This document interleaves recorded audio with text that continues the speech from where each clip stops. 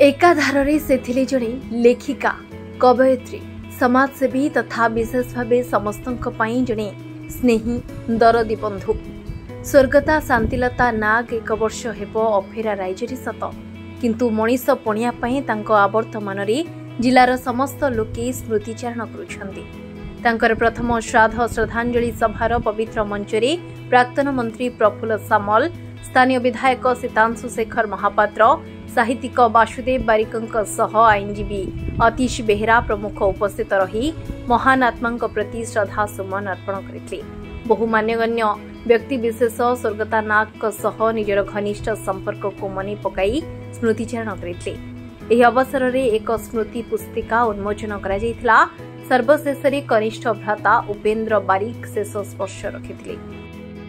देखो स्वयं सिद्धा स्वर्गता शांतिलता नाग भद्रक जड़े प्रतिष्ठित साहित्यिक लेखक और गाल्पिक थिले। आज तांकर प्रथम श्राद्धवार्षिक अवसर में आज श्रद्धांजलि देवा सहित तांकर स्मृति उद्देश्य एक स्मरणिका उन्मोचन है।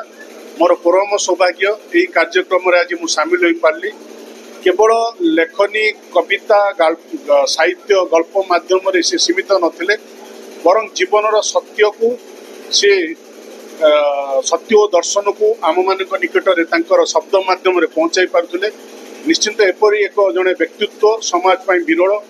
आज सी नहांती सत किंतु तांकर जो लेखनी से लेखनी सबुबले तांकु ये समाज रे जीवित रखिबो। आज दिन में से परमात्मा को मोर श्रद्धांजलि अर्पण करुछि। धन्यवाद। भद्रक प्रभात विजय रिपोर्ट RCN ओडिया।